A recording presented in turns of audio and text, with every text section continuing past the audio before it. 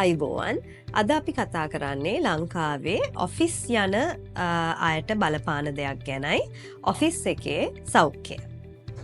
මේ ඔෆිස් යන අය දිනකට පැය 8ක් ගොඩක් වෙලාවට එක තැන වාඩි වෙලා ඉන්නේ. ඉතින් මේ ඔෆිස් එකේ පරිසරය තමන්ගේ සමස්ත සෞඛ්‍යයට සහ ජීවන තත්ත්වයට බලපාන. ඔගලගේ ඔෆිස් එකේ වැඩිපුර තියෙන්නේ කැන්ටින් එකේ සෞඛ්‍යයට අහිතකර ෂණික ආහාරද ෂෝට් ඊට්ස් වගේ දේවල්ද.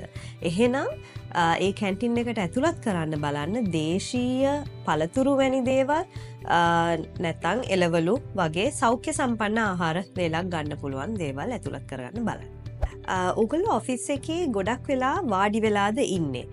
ඩෙස්ක් ජොබ් එකක් වගේද කරන්නේ. එහෙනම් පැය භාගයක් පැයක් විතර යනකොට ඉන්න තැනින් නැගිටින්න. නැගිටලා පුළුවන් නම් ඇවිදින්න.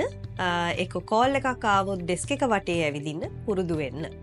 තවත් ගොඩක් වෙලා වාඩි වෙලා ඉන්නවා නම් මිනිත්තු 5ක වගේ කෙටි විරාම ගන්න පුරුදු වෙන්නේ. ඒ විරාමයේදී ස්ට්‍රෙච් කරන්න පුරුදු වෙන්න.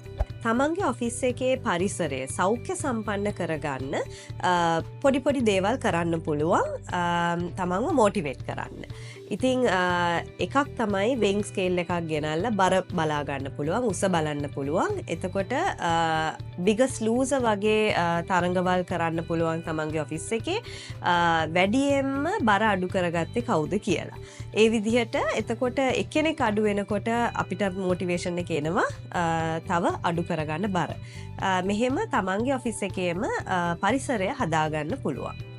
මේ දවස්වල ගොඩක් රස්නේ නිසා දැඩි පිපාසයක් ඇති වෙන්න පුළුවන් ඔෆිස් එකේ ඉන්නකොට. එතකොට කැන්ටින් එකේ විකුණන්නේ පැණි රස බීමද වැඩිපුර. ඒව බොන්නද පුරුදු වෙලා තියෙන්නේ. එහෙම නෙමෙයි සෞඛ්‍ය සම්පන්න කරගන්න ජීවන රටාව වතුර බොන්න පුරුදු වෙන්න. හැම වෙලේම වතුර බොන්න පුරුදු වෙන්න. ඕගොල්ලෝ මොනවාද ඕගොල්ලන්ගේ ඔෆිස් එකේ සෞඛ්‍ය සම්පන්න කරගන්න පරිසරය කරන්නේ දැන්ට?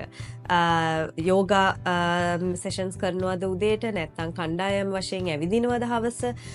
එක්කෝ ඔෆිස් එකේ කට්ටිය ගෙදරින් සෞඛ්‍ය සම්පන්න ආහාර වේලක් ගේනවද ආහාරයට ගන්න? අපිට කමෙන්ට් කරන්න මොනවද තමන්ගේ ඔෆිස් එකේ සෞඛ්‍ය සම්පන්න කරගන්න කරන්නේ කියලා. ඒ වගේම ඉදිරි වීඩියෝ වලදී තමන්ගේ ඔෆිස් එකේ ගැන කතා කරන්න මාතෘකා තියෙනවා නම් අපිට කියන්න. තවත් සුවදිවිය ඇවිල්ලා වැඩසටහන් කරන්න කැමති නම් අපිට කෝල් එකක් දෙන්න.